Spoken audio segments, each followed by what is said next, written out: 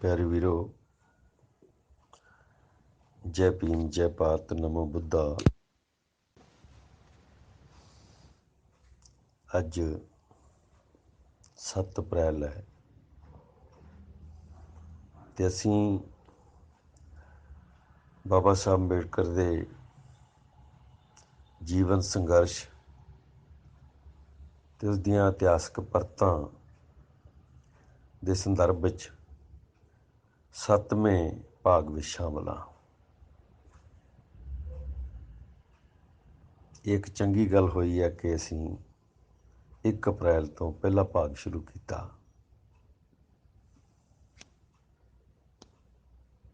कल तक मैं 1925 तक वापरियां घटनावां नूं, उन्हां दे प्रसंग नूं ते उन्हां दे मनोरथ नूं अपने साथियों सामने रखिया, लोगों सामने रखिया।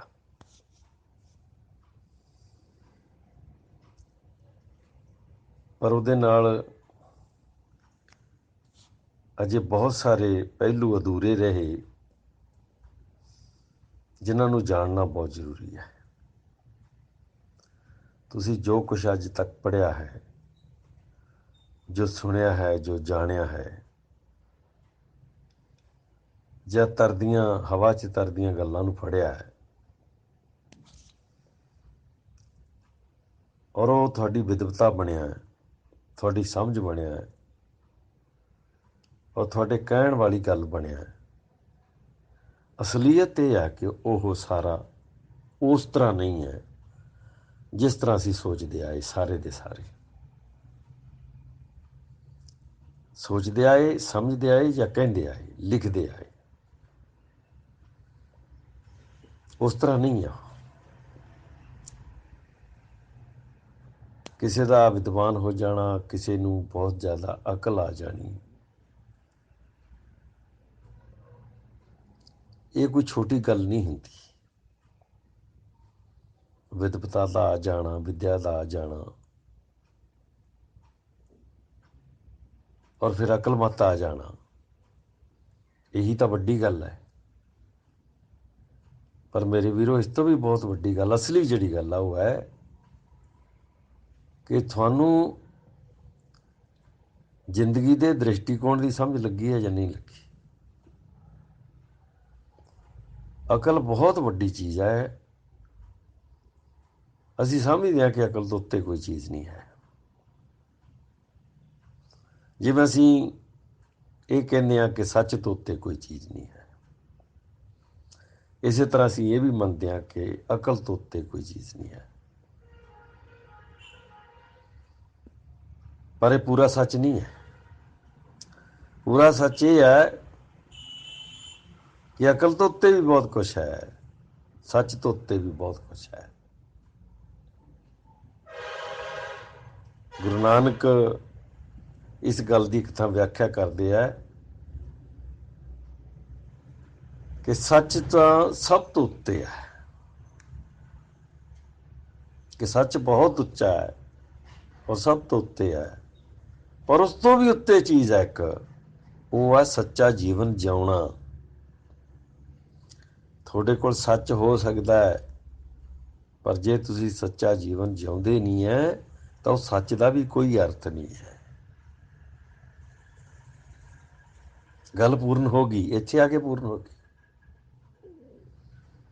और इसे तरह तुसी विद्वान हो सकते हैं, बुद्धिमान हो सकते हैं, अकलवान हो सकते हैं। ये बहुत वड्डी गल है, छोटी गल नहीं है कि मनुख विद्वान है, बुद्धिमान है, अकलवान है, अकल का धनी है। पर इस तो भी उत्ते चीज़ है कि जे तुहाडे कोल कोई दृष्टि नहीं है, तुहानू दूसरे की दृष्टि ते अपनी दृष्टि जां सही दृष्टि की समझ ही नहीं है, तो थोड़ी विद्वता, थोड़ी बुद्धिमानी और थोड़ी अकल मत भी किसी काम की चीज़ नहीं है। इस प्रसंग नूं जाणदियां करदियां मैं वार-वार पिछे जा रहा, ਵਾਰ-ਵਾਰ ਤੁਹਾਨੂੰ ਇਤਿਹਾਸ ਦੀਆਂ ਪਰਤਾਂ 'ਚ ਲਿਜਾ ਰਿਹਾ, ਤਾਂ ਕਿ ਤੁਸੀਂ ਅਸਲ ਵਿੱਚ ਦ੍ਰਿਸ਼ਟੀ ਸਮਝ ਸਕੋ। ਜਦੋਂ ਦ੍ਰਿਸ਼ਟੀ ਸਮਝ ਆਓਗੇ, ਵਿਦਿਆ ਵੀ ਪੂਰਨ ਹੋ ਜਾਏਗੀ, ਬੁੱਧੀਮਾਨੀ ਵੀ ਪੂਰਨ ਹੋ ਜਾਏਗੀ, ਔਰ ਅਕਲ ਮਤ ਵੀ ਪੂਰਨ ਹੋ ਜਾਏਗੀ।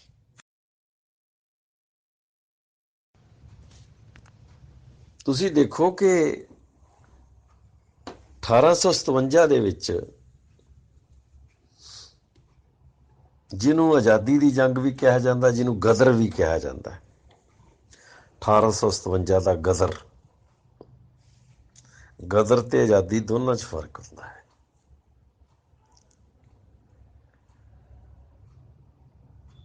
ਅਠਾਰਾਂ ਸੌ 57 ਦੀ ਆਜ਼ਾਦੀ ਦੀ ਗੱਲ, ਗਦਰ ਦੀ ਗੱਲ ਅਸੀਂ ਪੜ੍ਹਦਿਆਂ ਪੜ੍ਹਦਿਆਂ ਏਡੇ ਹੋ ਗਏ, ਪੂਰੇ ਦੇਸ਼ 'ਚ ਪੜ੍ਹਾਈ ਗਈ ਇਹ ਚੀਜ਼। ਕਰੋੜਾਂ ਕਰੋੜਾਂ ਬੱਚਿਆਂ ਨੂੰ ਰਟਾਈ ਗਈ ਇਹ, ਔਰ ਇਹ ਯੂਨੀਵਰਸਿਟੀਆਂ ਤੱਕ ਇਹਦਾ ਜ਼ਿਕਰ ਚੱਲਿਆ,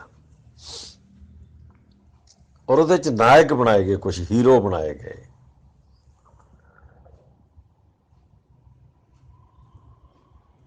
ਮੰਗਲ ਪਾਂਡੇ ਨੂੰ ਹੀਰੇ ਬਣਾਇਆ ਗਿਆ, ਉਹ ਬ੍ਰਾਹਮਣ। ਰਾਣੀ ਝਾਂਸੀ ਨੂੰ ਹੀਰੋ ਬਣਾਇਆ ਗਿਆ, ਨਾਇਕਾ ਬਣਾਇਆ ਗਿਆ, ਉਹ ਵੀ ਬ੍ਰਾਹਮਣ। ਤਾਂਤੀਆ ਤੋਪੇ ਜਿਹੜੇ ਪੇਸ਼ਵਾ ਰਾਜੇ ਸੀ, ਉਹਨਾਂ ਨੂੰ ਨਾਇਕ ਬਣਾਇਆ ਗਿਆ। ਇਹਦੇ ਵਿੱਚ ਬਹਾਦਰ ਸ਼ਾਹ ਨੂੰ ਵੀ ਨਾਇਕ ਬਣਾਇਆ ਗਿਆ, ਔਰ ਅੰਗਰੇਜ਼ਾਂ ਦੇ ਖਿਲਾਫ ਇੱਕ ਯੁੱਧ ਚੱਲਿਆ, ਜਿਹਦੇ 'ਚ ਬਹੁਤ ਸਾਰੇ ਸਿਪਾਹੀ ਹੈ ਜਿਹੜੇ ਉਹ ਬੰਦੂਕਾਂ ਲੈ ਕੇ ਸਾਹਮਣੇ ਆਏ। ਮੇਰਠ ਦੀ ਛਾਉਣੀ ਤੋਂ ਬੰਦੂਕਾਂ ਦੀ ਕਹਾਣੀ ਸ਼ੁਰੂ ਹੋਈ, ਕਈ ਅੰਗਰੇਜ਼ ਮਾਰੇ ਗਏ, ਔਰ ਬਹੁਤ ਵੱਡੀ ਪੱਧਰ ਤੇ ਇਹ ਜਿਹੜਾ ਗਦਰ ਮੱਚਿਆ। ਪਰ ਹੁਣ ਤੁਸੀਂ ਜਦੋਂ ਇਹਨੂੰ, ਤੁਸੀਂ ਵਿਦਵਾਨ ਵੀ ਹੋ ਗਏ, ਵਿਦਿਆ 'ਚ ਪੜ੍ਹ ਵੀ ਲਿਆ, ਤੁਹਾਡੀ ਬੁੱਧੀ 'ਚ ਵੀ ਆ ਗੱਲ ਆ ਗਈ, ਤੁਹਾਨੂੰ ਇਹ ਇੰਨੀ ਕੁ ਸਮਝ ਲੱਗ ਗਈ, ਇੰਨੀ ਕੁ ਅਕਲ ਆ ਗਈ ਕਿ 1857 'ਚ ਵੀ ਦੇਸ਼ ਦੇ ਅੰਦਰ ਆਜ਼ਾਦੀ ਦੀ ਲੜਾਈ ਆਈ। ਪਰ ਤੁਸੀਂ ਇਹ ਨਹੀਂ ਸਮਝ ਸਕੇ, ਤੁਹਾਡੇ ਦਿਮਾਗ 'ਚ ਕਦੇ ਇਹ ਗੱਲ ਸ਼ਾਇਦ ਨਹੀਂ ਆਈ ਕਿ 1857 ਦੀ ਆਜ਼ਾਦੀ 'ਚ ਇਸ ਦੇਸ਼ ਦੇ ਲੋਕਾਂ ਦਾ ਕੋਈ ਲੈਣਾ ਦੇਣਾ ਨਹੀਂ ਸੀ। ਇਹ ਮੁਗਲ ਬਾਦਸ਼ਾਹ ਦੀ ਲੜਾਈ ਸੀ, ਇਹ ਬ੍ਰਾਹਮਣ ਬਾਦਸ਼ਾਹਾਂ ਦੀ ਲੜਾਈ ਸੀ, ਇਹ ਰਾਜਿਆਂ ਤੇ ਰਜਵਾੜਿਆਂ ਦੀ ਲੜਾਈ ਸੀ, ਜਿਹਦੇ 'ਚ ਸਿਪਾਹੀਆਂ ਨੂੰ ਵਰਤਿਆ ਗਿਆ। ਇਹਦੇ 'ਚ ਸਮਾਜ ਦੇ, ਭਾਰਤ ਦੇ ਆਮ ਲੋਕਾਂ ਦੀ ਕਹਾਣੀ ਨਹੀਂ ਸੀ, 0% ਸੀ। ਇਹ ਬਾਦਸ਼ਾਹਾਂ ਦੀ ਲੜਾਈ ਸੀ, ਇੱਕ ਬਾਦਸ਼ਾਹ ਦੀ ਦੂਜੇ ਬਾਦਸ਼ਾਹ ਨਾਲ ਲੜਾਈ ਸੀ। ਇਹਦੇ 'ਚ ਬੁਨਿਆਦੀ ਮਨੁੱਖੀ ਬੁਨਿਆਦੀ ਅਧਿਕਾਰਾਂ ਦਾ ਮਸਲਾ ਨਹੀਂ ਸੀ। ਇਹਦੇ ਵਿੱਚ ਭਾਰਤ ਦਾ ਕੋਈ ਸੰਕਲਪ ਨਹੀਂ ਸੀ। ਇਹਦੇ ਵਿੱਚ ਭਾਰਤ ਦੇ ਬਣਨ ਵਾਲੇ ਨਕਸ਼ੇ ਦਾ ਕੋਈ ਸੰਕਲਪ ਨਹੀਂ ਸੀ। ਇਹਦੇ 'ਚ ਦਬੀਆਂ ਕੁਚਲੀਆਂ ਜਾਤਾਂ ਦੀ ਕਹਾਣੀ ਕੋਈ ਨਹੀਂ ਸੀ। ਇਹਦੇ 'ਚ ਜਿਹੜੀਆਂ ਘੱਟ ਗਿਣਤੀਆਂ ਗਰੀਬ ਲੋਕ ਹੈ, ਉਹਨਾਂ ਦੇ ਜੀਵਨ ਦੇ ਬਾਰੇ ਕੋਈ ਲੈਣਾ ਦੇਣਾ ਹੀ ਨਹੀਂ ਸੀ। ਇਹ ਤਾਂ ਬਾਦਸ਼ਾਹਾਂ ਦੀ ਲੜਾਈ ਸੀ, ਬਾਦਸ਼ਾਹ ਦੇ ਵਿਰੁੱਧ ਬਾਦਸ਼ਾਹਾਂ ਦੀ ਲੜਾਈ ਸੀ। ਔਰ ਕਿਹੋ ਜਿਹੇ ਬਾਦਸ਼ਾਹ ਦੀ? ਅੰਗਰੇਜ਼ ਬਾਦਸ਼ਾਹ ਦੀ।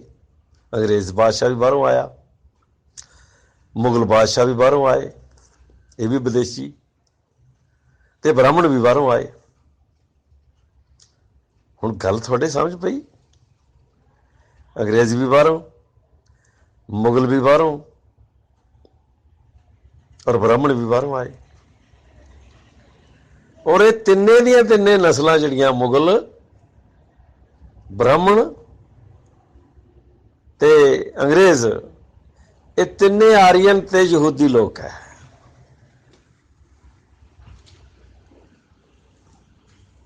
ਹੁਣ ਇਹ ਦ੍ਰਿਸ਼ਟੀ ਕਿ ਇਹ ਲੋਕਾਂ ਦੀ ਲੜਾਈ ਨਹੀਂ ਸੀ, ਲੋਕਾਂ ਦੀ ਆਜ਼ਾਦੀ ਦੀ ਲੜਾਈ ਨਹੀਂ ਸੀ, ਇਹ ਮਨੁੱਖ ਦੇ ਬੁਨਿਆਦੀ ਅਧਿਕਾਰਾਂ ਦੀ ਲੜਾਈ ਨਹੀਂ ਸੀ, ਇਹ ਮਨੁੱਖ ਦੀ ਬਰਾਬਰੀ ਦੀ ਲੜਾਈ ਨਹੀਂ ਸੀ, ਇਹ ਮਨੁੱਖ ਦੇ ਜੀਵਨ ਦੀ ਲੜਾਈ ਨਹੀਂ ਸੀ, ਇਹ ਤਾਂ ਬਾਦਸ਼ਾਹਾਂ ਦੀ ਲੜਾਈ ਸੀ। ਤੇ ਬਾਦਸ਼ਾਹ ਕੌਣ ਸੀ? ਅੰਗਰੇਜ਼ ਵੀ ਬਾਹਰੋਂ ਆਏ, ਮੁਗਲ ਵੀ ਬਾਹਰੋਂ ਆਏ, ਔਰ ਬ੍ਰਾਹਮਣ ਵੀ ਬਾਹਰੋਂ ਆਏ, ਔਰ ਤਿੰਨੇ ਦੇ ਤਿੰਨੇ ਮੂਲ ਰੂਪ 'ਚ ਆਰੀਆ ਤੇ ਯਹੂਦੀ ਨਸਲ ਦੇ ਲੋਕ ਹੈ। ਕਾਲਾ ਸਾਗਰ ਤੋਂ ਬ੍ਰਾਹਮਣ ਬਾਹਰੋਂ ਆਏ, ਕਾਲਾ ਸਾਗਰ ਤੋਂ ਮੁਗਲ ਬਾਹਰੋਂ ਆਏ, ਔਰ ਅੰਗਰੇਜ਼ ਆ ਜਿਹੜੇ, ਇਹ ਸਾਰਾ ਯੂਰਪ ਆ ਜਿਹੜਾ ਆਰੀਆ ਤੇ ਯਹੂਦੀਆਂ ਨਾਲ ਭਰਿਆ ਪਿਆ ਹੈ। ਹਿਟਲਰ ਆਰੀਆ ਹੈ, ਉਹਦੀ ਯਹੂਦੀਆਂ ਨਾਲ ਲੜਾਈ ਹੈ। ਜਿਵੇਂ ਆਰੀਆਂ ਦੀ ਯਹੂਦੀਆਂ ਨਾਲ ਲੜਾਈ ਰਹੀ, ਇਵੇਂ ਬ੍ਰਾਹਮਣਾਂ ਦੀ, ਮੁਗਲਾਂ ਦੀ ਤੇ ਅੰਗਰੇਜ਼ਾਂ ਦੀ ਲੜਾਈ ਰਹੀ। ਇਹਦੇ 'ਚ ਭਾਰਤ ਦੇ ਮੂਲ ਵਾਸੀ ਜਾਂ ਦਬੇ ਕੁਚਲੇ ਲੋਕਾਂ ਦਾ ਜਾਂ ਭਾਰਤ ਦੀਆਂ ਔਰਤਾਂ ਦਾ ਤਾਂ ਲੱਲਾ ਕੱਕਾ ਹੀ ਕੋਈ ਨਹੀਂ। ਇਹ ਹੈ ਦ੍ਰਿਸ਼ਟੀ ਜਿਹੜੀ ਸਮਝਾਉਣੀ ਚਾਹੀਦੀ ਸੀ। ਹੁਣ ਇੱਥੇ ਹੀ ਇਹ ਪ੍ਰਸ਼ਨ ਆ ਗਿਆ ਕਿ 1848 ਦੇ ਵਿੱਚ ਦਾਦਾ ਸਾਹਿਬ ਜੋਤੀਰਾਓ ਫੂਲੇ ਦੀ ਔਰ ਦਾਦੀ ਮਾਂ ਜੋਤੀ ਆਪਣੇ ਸਵਿਤਰੀ ਬਾਈ ਫੂਲੇ ਦੀ ਲਹਿਰ ਖੜੀ ਹੁੰਦੀ ਹੈ। ਹੁਣ ਉਹ ਲਹਿਰ ਕਾਹਦੇ ਵਾਸਤੇ ਆ? ਮੂਲ ਵਾਸੀਆਂ ਵਾਸਤੇ। ਔਰ ਮੂਲ ਵਾਸੀਆਂ ਦੀ ਉਸ ਲਹਿਰ ਦੇ ਵਿੱਚ ਇੱਕ ਖਾਸ ਗੱਲ ਘਟਨਾ ਅੱਗੇ ਵਾਪਰਦੀ ਹੈ ਕਿ ਜਦੋਂ ਬਾਪ ਬੱਚਿਆਂ ਨੂੰ ਬਾਹਰ ਕੱਢ ਦਿੰਦਾ ਹੈ ਤੇ ਸਕੂਲ ਪਹਿਲਾ ਜਿਹੜਾ ਪ੍ਰਦਾਨ ਕੀਤਾ ਜਾਂਦਾ ਉਹ ਇੱਕ ਮੁਸਲਮਾਨ ਵੱਲੋਂ ਦਿੱਤਾ ਜਾਂਦਾ। ਜਾਣੀ ਈਸਾਈ ਮਿਸ਼ਨਰੀ ਜੋਤੀਰਾਓ ਫੂਲੇ ਨੂੰ ਪੜ੍ਹਾਉਂਦੇ ਆ ਔਰ ਸਕੂਲ ਦੀ ਥਾਂ ਇੱਕ ਮੁਸਲਮਾਨ ਦਿੰਦਾ। ਇਹ ਹੈ ਦ੍ਰਿਸ਼ਟੀ। ਇਹ ਬਰੀਕੀਆਂ ਦੇ ਵਿੱਚੋਂ ਦ੍ਰਿਸ਼ਟੀ ਲੱਭਦੀ ਹੈ। ਔਰ ਇਹ ਕਿਹਦੇ ਖਿਲਾਫ ਲੜਾਈ ਹੈ? ਬ੍ਰਾਹਮਣ ਦੇ ਖਿਲਾਫ। ਜਦੋਂ ਤੋਂ ਸਿੰਧੂ ਆਰੀਆ ਲੜਾਈ ਹੋਈ ਹੈ, ਜਾਣੀ ਸਿੰਧੂ ਹਾਰੇ ਹੈ ਔਰ ਆਰੀਆ ਜਿੱਤੇ ਹੈ, ਰਿਗਵੇਦ ਦੀ ਸਥਾਪਨਾ ਹੋਈ, ਜਿੱਤੇ ਹੋਏ ਲੋਕਾਂ ਦੀ ਜਿਹੜੀ ਵਿਵਸਥਾ ਲਾਗੂ ਹੋਈ ਔਰ ਉਹਦਾ ਵਿਧਾਨ ਲਾਗੂ ਹੋਇਆ ਰਿਗਵੇਦ, ਤਦ ਤੋਂ ਲੈ ਕੇ ਆਰੀਆ ਤੇ ਨੌਨ ਆਰੀਆ ਦੀ ਲੜਾਈ ਚੱਲ ਰਹੀ ਹੈ, ਵਿਦੇਸ਼ੀ ਦੇ ਮੂਲ ਵਾਸੀ ਦੀ ਲੜਾਈ ਚੱਲ ਰਹੀ ਹੈ, ਬ੍ਰਾਹਮਣ ਦੀ ਦੇਸ਼ ਦੇ ਮੂਲ ਵਾਸੀਆਂ ਦੀ, ਸਿੰਧੂਆਂ ਦੀ ਲੜਾਈ ਚੱਲ ਰਹੀ ਹੈ। ਉਹੀ ਲੜਾਈ 1848 ਚੱਲ ਰਹੀ ਹੈ। ਔਰ 1848 ਦੇ ਵਿੱਚ ਬ੍ਰਾਹਮਣ ਦੇ ਖਿਲਾਫ ਸਿੱਧਾ ਐਲਾਨਨਾਮਾ ਕਰਦੇ ਆ ਜੋਤੀਰਾਓ ਫੂਲੇ ਕਿ ਅੰਗਰੇਜ਼ਾਂ ਦੇ ਹੁੰਦਿਆਂ ਤੁਸੀਂ ਬ੍ਰਾਹਮਣ ਤੋਂ ਖੜਾ ਛਡਾ ਲਓ। ਇਹ ਕੋਈ ਜਵਾਨੀ ਕਲਾਮੀ ਨਹੀਂ ਉਹਨਾਂ ਲਿਖਿਆ ਹੈ। ਤੇ ਰਿਕਾਰਡ ਚੱਕੋ ਉਹਨਾਂ ਦਾ ਲਿਖਿਆ ਹੋਇਆ, ਉਸ 'ਚ ਲੱਭ ਜਾਏਗਾ। ਹੁਣ ਪਹਿਲੀ ਵਾਰ ਉੱਥੇ ਦਾਦੀ ਮਾਂ ਸਵਿਤਰੀ ਬਾਈ ਜਿਹੜੀ ਹੈ ਉਹ ਭਾਰਤ ਦੀ ਪਹਿਲੀ ਬੱਚੀ ਹੈ ਜਿਹੜੀ 12 ਸਾਲ ਦੀ ਮਰਾਠੀ ਤੇ ਅੰਗਰੇਜ਼ੀ ਪੜ੍ਹਦੀ ਹੈ। ਤੁਸੀਂ ਕਹੋਗੇ ਪੜ੍ਹ ਗਈ ਤਾਂ ਕਿੱਡੀ ਗੱਲ ਹੋ ਗਈ। ਜਦੋਂ ਤੱਕ ਤੁਹਾਡੇ ਦਿਮਾਗ 'ਚ ਇਹ ਗੱਲ ਰਹੇਗੀ ਕਿ ਕੋਈ ਬੱਚੀ ਪੜ੍ਹ ਗਈ ਤਾਂ ਕੀ ਹੋ ਗਿਆ, ਇਹ ਕਿੱਡਾ ਕੁ ਮਾਰਕਾ ਮਾਰ ਲਿਆ, ਇਹਦਾ ਮਤਲਬ ਹੈ ਕਿ ਕੋਈ PhD ਕਰ ਜੇ ਤੇ ਉਹਨੂੰ ਦੁੱਕੀ ਦੀ ਅਕਲ ਨਾ ਹੋਵੇ ਤਾਂ ਉਹਦੀ ਡਾਕਟਰੀ ਕਿਸ ਕੰਮ ਹੈ। ਕੋਈ ਡਾਕਟਰੀ ਕਰ ਜਾਏ, MD ਕਰ ਜਾਏ ਔਰ ਉਹਨੂੰ ਜਾਣੀ ਕਿਸੇ ਮਰੀਜ਼ ਦੀ ਬਿਮਾਰੀ ਦਾ ਸਰਵੇਖਣ ਕਰਨਾ ਨਾ ਆਵੇ, ਉਹਦੀ ਡਾਇਗਨੋਸ ਕਰਨਾ ਨਾ ਆਵੇ, ਉਹਦੀ ਪੁਣਛਾਣ ਕਰਨੀ ਨਾ ਆਵੇ, ਉਹਦੀ ਪਛਾਣ ਕਰਨੀ ਨਾ ਆਵੇ ਤਾਂ ਉਹ ਦਵਾਈ ਕੀ ਦੇਗਾ।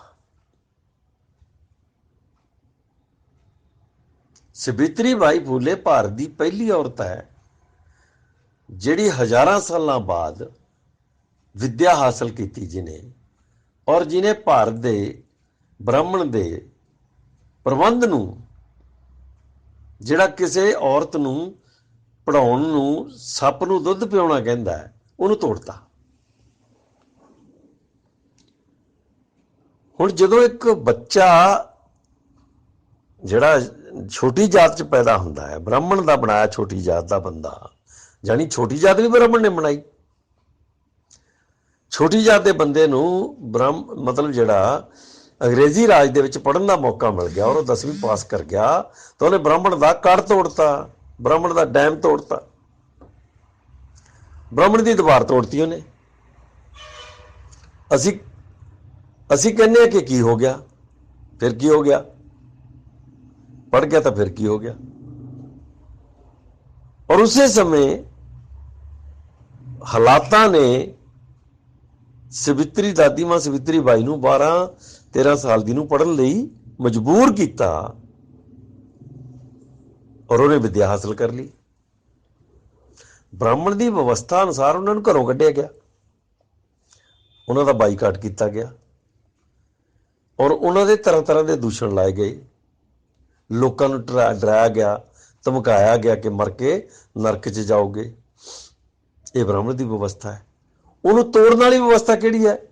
ਜੋਤੀ ਰਾਓ ਫੁੱਲੇ ਦਾ ਇਹ ਕਹਿਣਾ ਕਿ ਪਿਤਾ ਜੀ ਹੋਰ ਜੋ ਮਰਜ਼ੀ ਹੋ ਜਾਏ ਪਰ ਮੈਂ ਵਿਦਿਆ ਹਾਸਲ ਕਰ ਲਈ ਔਰ ਮੈਂ ਵਿਦਿਆ ਦੇਣ ਤੋਂ ਕਦੇ ਨਹੀਂ ਰੁਕੂੰਗਾ। ਮੈਨੂੰ ਗਿਆਨ ਹੋ ਗਿਆ, ਮੈਂ ਗਿਆਨ ਦੇਣ ਤੋਂ ਕਦੇ ਨਹੀਂ ਰੁਕਣ ਵਾਲਾ। ਤੁਸੀਂ ਮੈਨੂੰ ਘਰੇ ਰੱਖੋ ਜਾਂ ਨਾ ਰੱਖੋ, ਇਹ ਹੈ ਅਸਲੀ ਗੱਲ ਸਮਝਣ ਵਾਲੀ।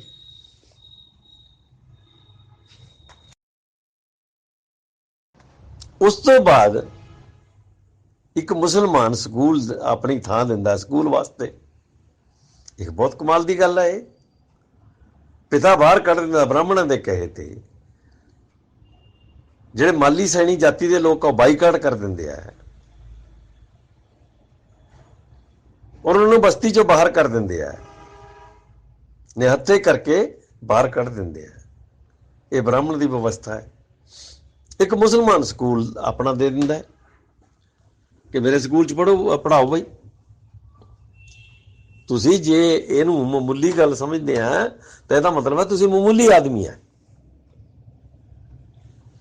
ਏਡੀ ਵੱਡੀ ਗੱਲ ਨੂੰ ਤੁਸੀਂ ਮਾਮੂਲੀ ਗੱਲ ਸਮਝਦੇ ਆ, ਚਾਹੇ ਤੁਸੀਂ PhDਆਂ 10 ਕੀਤੀਆਂ ਹੋਣ, ਤੁਸੀਂ ਏਡੀ ਵੱਡੀ ਕ੍ਰਾਂਤੀ ਨੂੰ ਮਾਮੂਲੀ ਗੱਲ ਸਮਝਦੇ ਆ ਤਾਂ ਤੁਸੀਂ ਖੁਦ ਮਾਮੂਲੀ ਆਦਮੀ ਹੈ। 1848 ਦੇ ਵਿੱਚ ਇੱਕ ਕ੍ਰਾਂਤੀ ਦਾ ਆਗਾਜ਼ ਹੁੰਦਾ ਹੈ। ਕ੍ਰਾਂਤੀ ਜੜ੍ਹਾਂ ਫੜਦੀ ਹੈ। ਉਹਦੇ 'ਚ ਈਸਾਈ ਮਿਸ਼ਨਰੀ ਹਿੱਸਾ ਪਾਉਂਦੇ ਆ, ਦਇਆਵਾਨ ਲੋਕ ਹਿੱਸਾ ਪਾਉਂਦੇ ਆ। ਉਹਦੇ 'ਚ ਇੱਕ ਦਇਆਵਾਨ ਮੁਸਲਮਾਨ ਹਿੱਸਾ ਪਾਉਂਦਾ ਹੈ। ਉਹ ਬਾਈਕਾਟ ਨਹੀਂ ਕਰਦੇ, ਹਿੱਸਾ ਪਾਉਂਦੇ ਆ।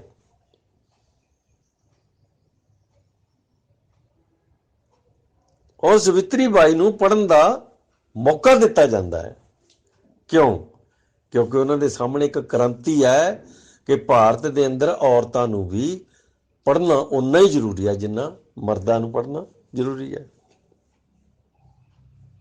ਜਾਨੀ ਇੱਕ ਪਾਸੇ ਜੋਤੀ ਰਾਓ ਫੁੱਲੇ ਪੜ੍ਹ ਜਾਂਦੇ ਆ ਨੀਵੀਂ ਜਾਤ ਚੋਂ, ਇੱਕ ਲਾਈਨ ਖਿੱਚੀ ਗਈ ਤਾਂ ਨੂੰ, ਨਾਲ ਹੀ ਸਵਿਤਰੀ ਬਾਈ ਨੂੰ ਪੜ੍ਹਾ ਲਿਆ ਜਾਂਦਾ, ਦੂਜੀ ਲਾਈਨ ਖਿੱਚੀ ਗਈ। ਗੱਡੀ ਤਾਂ ਹੁਣ ਤੁਰੇਗੀ, ਕ੍ਰਾਂਤੀ ਦੀ ਗੱਡੀ ਤਾਂ ਤੁਰੇਗੀ। ਅਗਰ ਕੋਈ ਆਦਮੀ ਇਹਨੂੰ ਮਾਮੂਲੀ ਘਟਨਾ ਸਮਝਦਾ ਹੈ ਤੇ 1857 ਦੀ ਅੰਗਰੇਜ਼ਾਂ ਵਿਰੁੱਧ ਲੜਾਈ ਨੂੰ ਬਹੁਤ ਵੱਡੀ ਕ੍ਰਾਂਤੀ ਸਮਝਦਾ ਹੈ, ਮੇਰਾ ਖਿਆਲ ਉਹ ਬਹੁਤ ਮਾਮੂਲੀ ਆਦਮੀ। ਇਹ ਹੈ ਦ੍ਰਿਸ਼ਟੀ ਕਿ ਜਿਸ ਲੜਾਈ ਦੇ ਵਿੱਚ ਬਾਦਸ਼ਾਹ ਆਪਸ ਵਿੱਚ ਹੀ ਲੜਦੇ ਆ ਤੇ ਲੋਕਾਂ ਦਾ ਕੋਈ ਲੈਣਾ ਦੇਣਾ ਹੀ ਨਹੀਂ ਉਹਨਾਂ ਨਾਲ, ਉਹਨੂੰ ਤਾਂ ਬਹੁਤ ਵੱਡੀ ਗੱਲ ਸਮਝੋ। ਤੇ ਜਿੱਥੇ ਸਿਰਫ ਲੋਕਾਂ ਦਾ ਹੀ ਲੈਣਾ ਦੇਣਾ ਹੈ, ਬਾਦਸ਼ਾਹਾਂ ਦਾ ਲੈਣਾ ਦੇਣਾ ਹੀ ਕੋਈ ਨਹੀਂ, ਉਹਨੂੰ ਤੁਸੀਂ ਮਾਮੂਲੀ ਗੱਲ ਸਮਝੋ ਤਾਂ ਮੇਰਾ ਖਿਆਲ ਹੈ ਇਹ ਬੁੱਧੀ ਦਾ ਜਨਾਜ਼ਾ ਕੱਢਣਾ ਹੈ, ਅਕਲ ਦਾ ਜਨਾਜ਼ਾ ਕੱਢਣਾ ਹੈ, ਇਤਿਹਾਸ ਦਾ ਜਨਾਜ਼ਾ ਕੱਢਣਾ ਹੈ, ਸੱਚ ਦਾ ਜਨਾਜ਼ਾ ਕੱਢਣਾ ਹੈ, ਬੇੜੀਆਂ 'ਚ ਬੱਟੇ ਪਾਉਣਾ ਹੈ।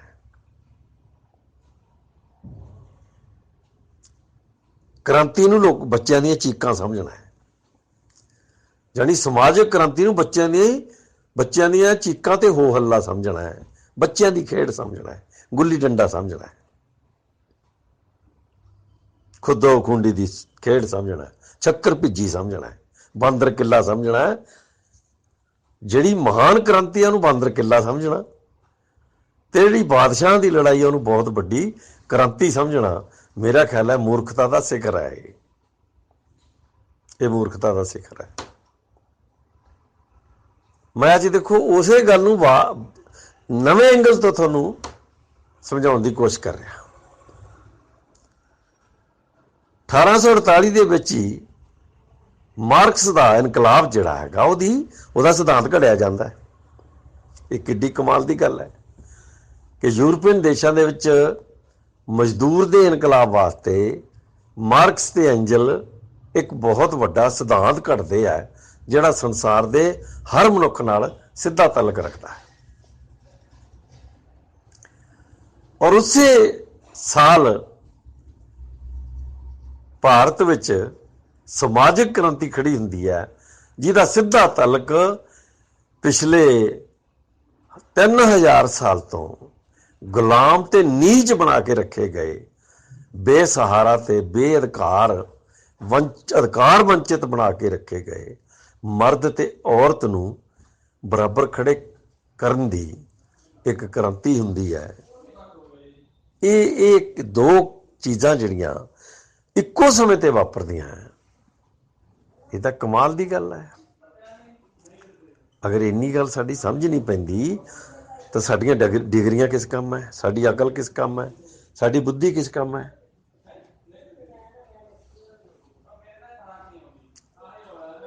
ਇੱਕ ਤਰਫ ਪੂੰਜੀਪਤੀਆਂ ਦਾ ਦਬਦਬਾ, ਦੂਜੇ ਪਾਸੇ ਬ੍ਰਾਹਮਣ ਦਾ ਦਬਦਬਾ।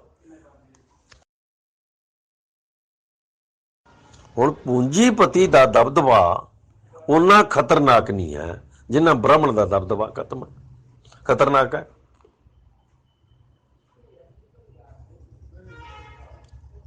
ਮਜ਼ਦੂਰ ਨੂੰ ਰਗੜਿਆ ਜਾ ਸਕਦਾ ਹੈ, ਰੋਟੀਹੀਣ ਕੀਤਾ ਜਾ ਸਕਦਾ, ਕੱਪੜਾਹੀਣ ਕੀਤਾ ਜਾ ਸਕਦਾ ਹੈ, ਉਹਨੂੰ ਜ਼ਿੰਦਗੀ ਦੇ ਹੱਕਾਂ ਤੋਂ ਵਾਂਝੇ ਕੀਤਾ ਜਾ ਸਕਦਾ ਹੈ। ਪਰ ਜਿਹੜਾ ਬ੍ਰਾਹਮਣ ਦਾ ਰਗੜਿਆ ਉਹ ਤਾਂ ਆਦਮੀ ਹੀ ਨਹੀਂ ਰਹਿੰਦਾ, ਉਹਦੀ ਤਾਂ ਆਦਮੀ ਹੋਣ ਦੀ ਹੈਸੀਅਤ ਖਤਮ ਹੋ ਜਾਂਦੀ ਹੈ। ਰੋਟੀ ਪਾਣੀ ਦੀ ਛੱਡੋ ਤੁਸੀਂ।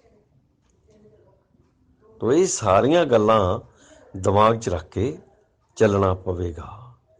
1873 ਦੇ ਵਿੱਚ ਹੁਣ ਇੱਥੇ ਇੱਕ ਗੱਲ ਹੋਰ ਕਹਿ ਦਿਆਂ ਕਿ 1848 ਇੱਕ ਉਸ ਯੁੱਧ ਦਾ ਐਲਾਨ ਹੈ ਜਿਹੜਾ ਬ੍ਰਾਹਮਣ ਵਰਸਸ ਸ਼ੂਦਰ ਹੈ। ਯਾਨੀ ਮੌਰੀਆ ਵੰਸ਼ ਦਾ ਭਗਵਾਨ ਬੁੱਧ ਦੇ ਸਮੇਂ ਦਾ ਇੱਕ ਯੁੱਧ ਆ ਜਿਹੜਾ ਉਹ ਦੁਬਾਰਾ ਫਿਰ ਸ਼ੁਰੂ ਹੋ ਗਿਆ। ਜਿਹੜਾ ਯੁੱਧ ਸੰਤ ਸਤਿਗੁਰੂ ਨਾਮਦੇਵ, ਕਬੀਰ, ਰਵਿਦਾਸ, ਗੁਰੂ ਨਾਨਕ ਔਰ ਗੁਰੂ ਗੋਬਿੰਦ ਸਿੰਘ ਤੱਕ ਚੱਲਿਆ, ਉਹ ਯੁੱਧ ਦੁਬਾਰਾ ਰਿਵਾਈਵ ਹੋ ਗਿਆ। 1848 ਚ ਬ੍ਰਾਹਮਣ ਬਨਾਮ ਸ਼ੂਦਰ ਯੁੱਧ ਹੈ ਜਿਹੜਾ ਉਹ ਪਹਿਲਾਂ ਭਗਵਾਨ ਬੁੱਧ ਵੇਲੇ ਚੱਲਿਆ ਔਰ ਫਿਰ ਉਹ ਸਿੱਖ ਕ੍ਰਾਂਤੀ ਵੇਲੇ ਚੱਲਿਆ। ਹੁਣ ਉਹ ਤੀਜੇ ਦੌਰ ਸ਼ਾਮਲ ਹੋ ਗਿਆ। ਬ੍ਰਾਹਮਣ ਬਨਾਮ ਸ਼ੂਦਰ ਯੁੱਧ ਹੈ। ਜਿਹੜਾ 1857 ਦਾ ਯੁੱਧ ਹੈ ਉਹ ਬਾਦਸ਼ਾਹ ਬਨਾਮ ਬਾਦਸ਼ਾਹ ਹੈ, ਉਹ ਆਰੀਆ ਬਨਾਮ ਆਰੀਆ ਹੈ, ਵਿਦੇਸ਼ੀ ਬਨਾਮ ਵਿਦੇਸ਼ੀ ਹੈ। ਤੇ ਜਿਹੜਾ ਜੋਤੀਰਾਓ ਫੂਲੇ ਦਾ ਸੰਘਰਸ਼ ਹੈ ਇਹ ਬ੍ਰਾਹਮਣ ਬਨਾਮ ਸ਼ੂਦਰ ਹੈ। ਇਹ ਤੁਹਾਡੀ ਸਮਝ ਨਹੀਂ ਆਉਂਦਾ। ਜੇ ਨਹੀਂ ਆਇਆ ਜਾਂ ਤੁਸੀਂ ਇਹਨੂੰ ਸਮਝਣ ਨੂੰ ਤਿਆਰ ਨਹੀਂ ਹੈ ਤਾਂ ਇਹਦਾ ਮਤਲਬ ਹੈ ਬੌਧਿਕ ਤੌਰ ਤੇ ਤੁਸੀਂ ਦੂਜੇ ਲੋਕਾਂ ਦਾ ਮੁਕਾਬਲਾ ਕਰਨ ਦੇ ਯੋਗ ਨਹੀਂ। ਤਾਂ ਮੇਰੇ ਵੀਰੋ, ਮੇਰੀ ਭੈਣੋ, ਮੇਰੇ ਬੱਚਿਓ, ਮੈਂ ਤੁਹਾਨੂੰ ਇੱਕ ਗੱਲ ਸਪਸ਼ਟ ਕਰਤੀ ਕਿ ਬ੍ਰਾਹਮਣ ਬਨਾਮ ਸ਼ੂਦਰ ਯੁੱਧ ਹੈ ਇਹ। ਔਰ ਸ਼ੂਦਰ ਤੋਂ ਵੀ ਬ੍ਰਾਹਮਣ ਦੇ ਅਨੁਸਾਰ ਔਰਤ ਜਿਹੜੀ ਆ ਉਹ ਥੱਲੇ ਆ, ਸ਼ੂਦਰ ਤੋਂ ਵੀ ਨੀਚ ਹੈ। ਇਹ ਲਿਖਿਆ ਉਹਨੇ ਕਿ ਸ਼ੂਦਰ ਤੋਂ ਥੱਲੇ ਜਿਹੜਾ ਵਰਗ ਆ ਉਹ ਔਰਤ ਹੈ, ਚਾਹੇ ਉਹ ਬ੍ਰਾਹਮਣੀ ਹੈ, ਚਾਹੇ ਖਤਰਾਣੀ ਹੈ, ਚਾਹੇ ਬਣਿਆਣੀ ਹੈ, ਚਾਹੇ ਸ਼ੂਦਰਾਣੀ ਹੈ। ਕੋਈ ਵੀ ਔਰਤ ਹੈ ਜਿਹੜੀ, ਉਹਨੂੰ ਪਹਿਲਾਂ ਤਾਂ ਬਰਮਾ ਪੈਦਾ ਹੀ ਨਹੀਂ ਕਰਦਾ। ਬਰਮਾ ਸਿਰ ਤੋਂ ਬੰਦਿਆਂ ਨੂੰ ਪੈਦਾ ਕਰਦਾ, ਬਾਹਾਂ ਤੋਂ ਬੰਦਿਆਂ ਨੂੰ ਪੈਦਾ ਕਰਦਾ, ਲੱਤਾਂ ਤੋਂ ਬਾਹਾਂ ਨੂੰ ਬੰਦਿਆਂ ਨੂੰ ਪੈਦਾ ਕਰਦਾ, ਪੈਰਾਂ ਤੋਂ ਬੰਦਿਆਂ ਨੂੰ ਪੈਦਾ ਕਰਦਾ, ਔਰਤ ਨੂੰ ਪੈਦਾ ਹੀ ਨਹੀਂ ਕਰਦਾ। ਪਹਿਲੀ ਗੱਲ ਤਾਂ ਇਹ ਆ। ਔਰ ਕ੍ਰਿਸ਼ਨ ਮਹਾਰਾਜ ਉਹਨਾਂ ਨੂੰ, ਔਰਤ ਨੂੰ ਕਹਿੰਦਾ ਕਿ ਇਹ ਪਾਪ ਜੋਨੀ ਹੈ। ਗੱਲ ਹੀ ਮੁਕਾਤੀ ਉਹਨੇ। ਕ੍ਰਿਸ਼ਨ ਮਹਾਰਾਜ ਨੇ ਇੱਕੋ ਗੱਲ ਜੀ ਗੀਤਾ ਦੇ ਵਿੱਚ ਕਹਿ ਕੇ ਕਿ ਔਰਤ ਜਿਹੜੀ ਪਾਪ ਜੋਨੀ ਹੈ, ਉਹ ਕਹਾਣੀ ਖਤਮ ਕਰਤੀ। ਔਰ ਜਿਹੜਾ ਬ੍ਰਾਹਮਣ ਤੁਲਸੀਦਾਸ ਆ ਉਹ ਕਹਿੰਦਾ ਹੈ ਕਿ ਜਿਹੜਾ ਔਰਤ ਨੂੰ ਵਿੱਦਿਆ ਦੇਣਾ ਸੱਪ ਨੂੰ ਦੁੱਧ ਪਿਉਣਾ ਹੈ। ਮਨੂ ਸਿਮਰਤੀ ਕਹਿੰਦੀ ਹੈ ਕਿ ਸ਼ੂਦਰ ਤੋਂ ਵੀ ਨੀਚ ਔਰਤ ਹੈ। ਹੁਣ ਜਿਹੜੀ ਔਰਤ ਨੂੰ ਗੀਤਾ, ਤੁਲਸੀ ਰਮਾਇਣ, ਮਨੂ ਸਿਮਰਤੀ ਤੇ ਬ੍ਰਾਹਮਣ ਕਿਸੇ ਦਰਜੇ 'ਚ ਹੀ ਨਹੀਂ ਮੰਨਦੇ, ਉਸ ਕੁੜੀ ਨੂੰ, ਉਸ ਔਰਤ ਨੂੰ ਵਿੱਦਿਆ ਦੇ ਦੇਣਾ, ਇਹ ਬ੍ਰਾਹਮਣ ਦੇ ਵਿਰੁੱਧ ਕ੍ਰਾਂਤੀ ਨਹੀਂ ਤਾਂ ਹੋਰ ਕੀ ਹੈ? ਇਹ ਵੈਦਿਕ ਵਿਵਸਥਾ ਦੇ ਵਿਰੁੱਧ ਕ੍ਰਾਂਤੀ ਨਹੀਂ ਤਾਂ ਹੋਰ ਕੀ ਹੈ? ਇਹ ਵਿਦੇਸ਼ੀ ਆਰੀਆਂ ਦੀ ਬਣਾਈ ਹੋਈ ਸਮਾਜਿਕ ਵਿਵਸਥਾ ਦੇ ਖਿਲਾਫ ਇਨਕਲਾਬ ਨਹੀਂ ਤਾਂ ਕੀ ਹੈ? ਇਹ ਤਾਂ ਗੱਲ ਕਾਮਰੇਡਾਂ ਦੇ ਸਮਝ ਨਹੀਂ ਪਈ। ਜੇ ਸਮਝ, ਮੇਰਾ ਖਿਆਲ ਹੈ ਕਾਮਰੇਡਾਂ ਦੇ ਜਿਹੜੇ ਆਮ ਲੋਕ ਆ ਉਹਨਾਂ ਦੇ ਤਾਂ ਸਮਝ ਪੈਣਾ ਕੀ ਸੀ। ਜਿਹੜੇ ਉਤਲੇ ਲੋਕ ਸੀ, ਜਿਹੜੇ ਬ੍ਰਾਹਮਣ ਸੀ, ਉਹ ਜਾਣਦੇ ਸੀ ਸਾਰਾ ਕੁਝ ਕਿ ਅਸਲ ਕਹਾਣੀ ਕੀ ਹੈ। ਇਹਦੇ ਤੇ ਕਦੇ ਫੇਰ ਚਰਚਾ ਕਰਾਂਗੇ। ਹੁਣ ਸ਼ੂਦਰ ਬਨਾਮ ਬ੍ਰਾਹਮਣ ਯੁੱਧ ਸ਼ੁਰੂ ਹੁੰਦਾ ਹੈ 1873 ਦੇ ਵਿੱਚ। ਜੋਤੀਰਾਓ ਫੂਲੇ ਜਿਹੜੇ ਆ ਉਹ ਬ੍ਰਾਹਮਣਾਂ ਦਾ, ਜਾਣੀ ਮੂਲ ਵਾਸੀਆਂ ਦਾ ਤੇ ਵਿਦੇਸ਼ੀਆਂ ਦਾ ਇਤਿਹਾਸ ਲਿਖ ਕੇ ਦੇ ਦਿੰਦੇ ਆ। ਔਰ ਇਹ ਕਹਿੰਦੇ ਕਿ ਜਿਹੜਾ ਬ੍ਰਾਹਮਣਾ ਵਿਦੇਸ਼ੀ ਹੈ।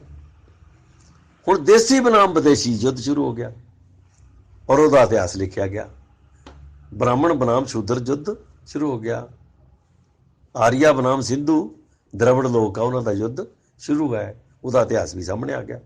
1873 ਦੇ ਵਿੱਚ ਪਹਿਲੀ ਵਾਰ ਭਾਰਤ ਦੇ ਵਿੱਚ, ਭਾਰਤ ਦੀ ਧਰਤੀ ਦੇ ਉੱਤੇ ਮੁੜ ਹਜ਼ਾਰਾਂ ਸਾਲਾਂ ਬਾਅਦ, ਮੌਰੀਆ ਵੰਸ਼ ਤੋਂ ਬਾਅਦ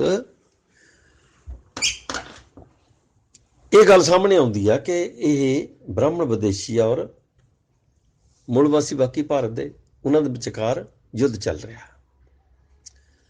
ਪੂਰੇ ਗੁਰੂ ਗ੍ਰੰਥ ਸਾਹਿਬ ਦੇ ਵਿੱਚ ਬ੍ਰਾਹਮਣ ਬਨਾਮ ਸ਼ੂਦਰ ਯੁੱਧ ਚੱਲ ਰਿਹਾ।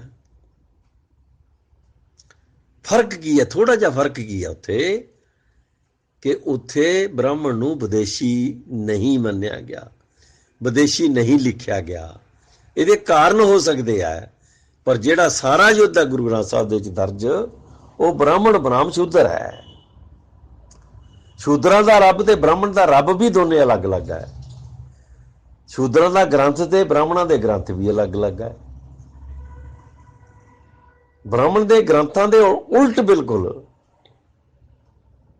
ਗੁਰੂ ਗ੍ਰੰਥ ਸਾਹਿਬ ਦੀ ਵਿਚਾਰਧਾਰਾ ਹੈ। ਇੱਥੇ ਬੰਦੇ ਸਾਰੇ ਬਰਾਬਰ ਹੈ, ਉੱਥੇ ਬੰਦੇ ਉੱਚ ਨੀਚ ਹੈ। ਉੱਥੇ ਜਿਹੜੇ ਸ਼ੂਦਰ ਆ ਉਹਨਾਂ ਨੂੰ ਮਾਰਿਆ ਜਾਂਦਾ ਹੈ, ਔਰਤ ਨੂੰ ਮਾਰਿਆ ਜਾਂਦਾ ਹੈ।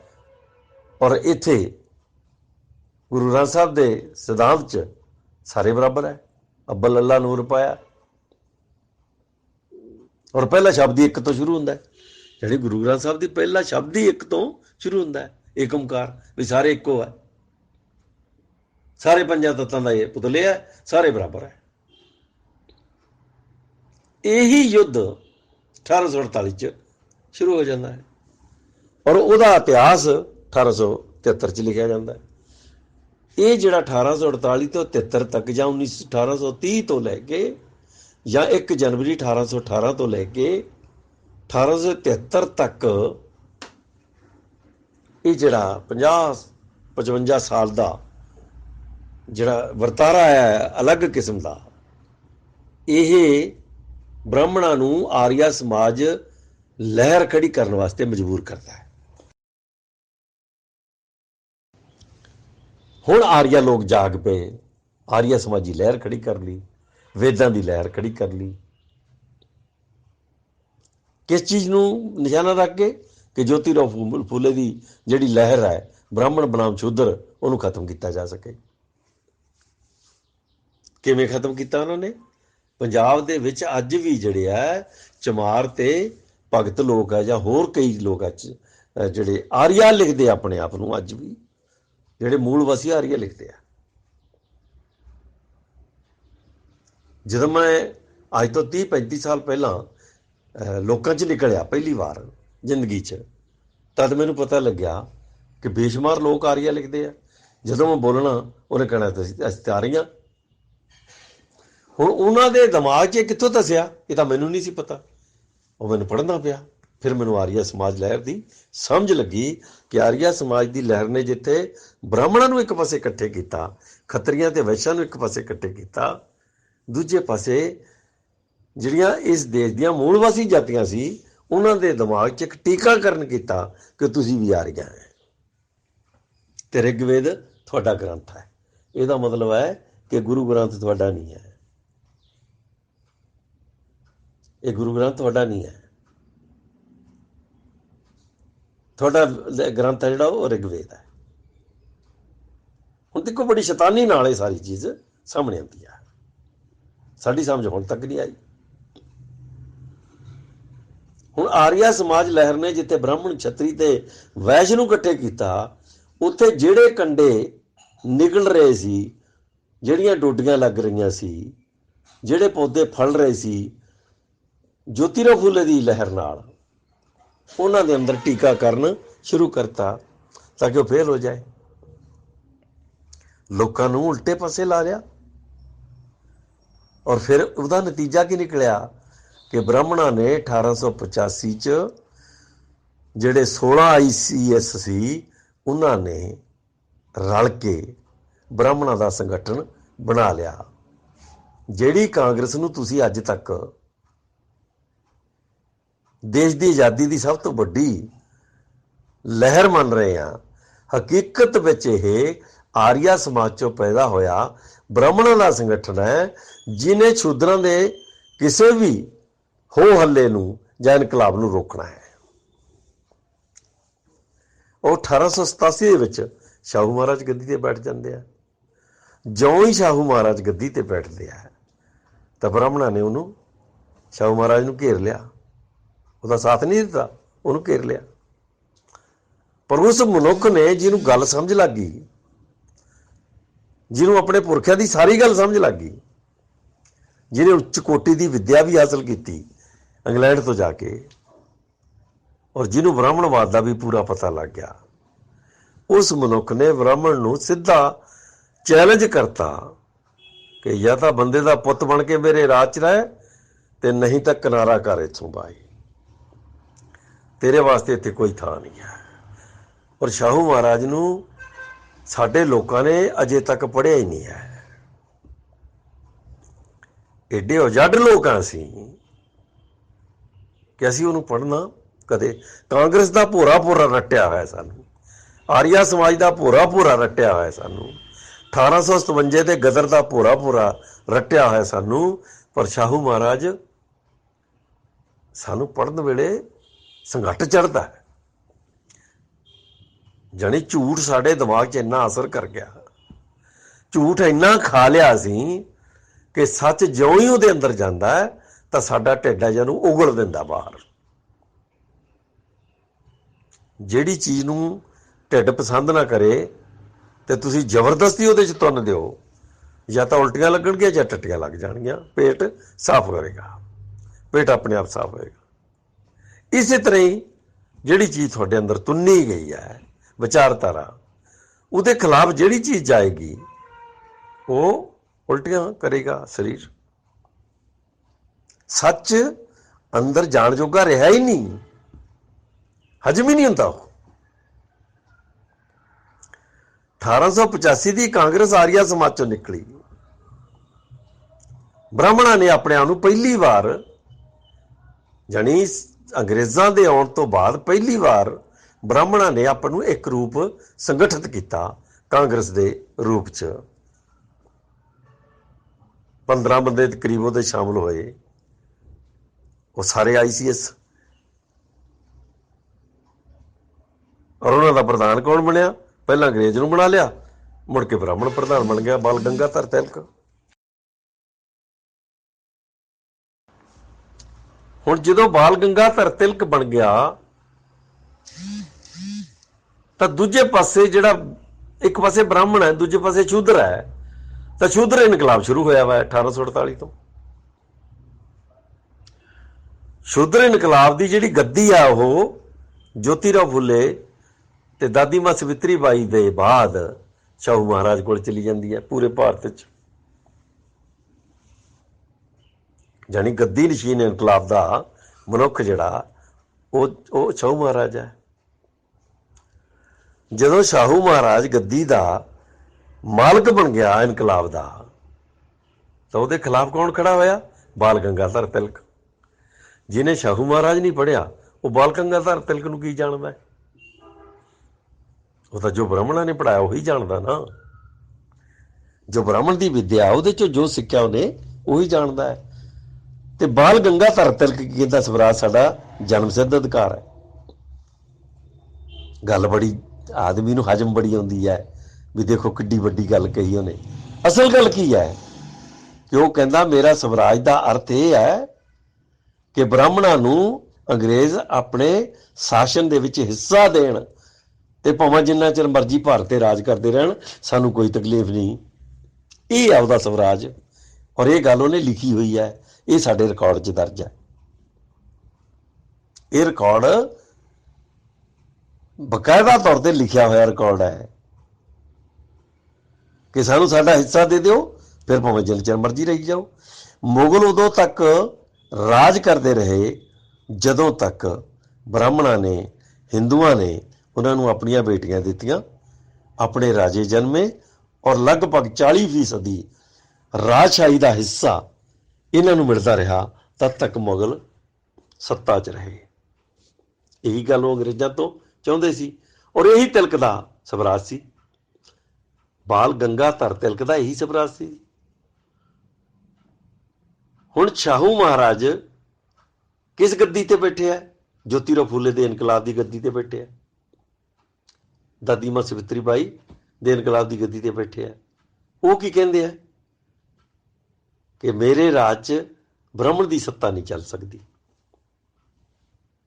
ਇਹ ਸ਼ਾਹੂ ਮਹਾਰਾਜ ਨੇ ਓਪਨਲੀ ਕਿਹਾ ਹੋਇਆ, ਸਾਰਾ ਕੁਛ ਖੁੱਲੇ ਰੂਪ 'ਚ ਲਿਖਿਆ ਹੈ। ਉਹ ਕਹਿੰਦੇ ਇਫ ਯੂ ਵਾਂਟ ਹਿਊਮਨਿਜ਼ਮ ਡੀਥਰੋਨ ਬ੍ਰਾਹਮਣਿਜ਼ਮ।